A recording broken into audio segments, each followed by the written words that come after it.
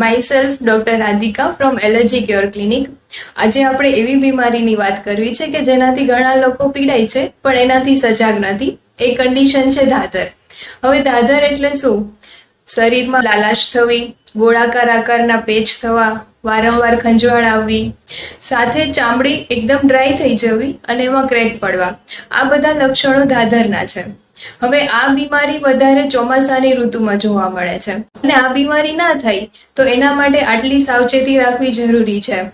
હવે પહેલું કે ઘરમાં જો આ ધાધરની બીમારી કોઈને હોય તો એ વ્યક્તિએ એનો ટુવાલ અલગ રાખ, પછી શરીરને વારંવાર સાફ કરવું.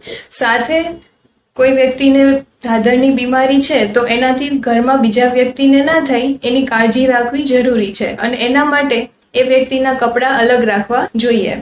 હવે આના દવા કરાવેલી છે અને વારંવાર પણ આ ધાધરની બીમારી થતી હોય તો એના માટે હોમિયોપેથી એક બેસ્ટ સોલ્યુશન છે.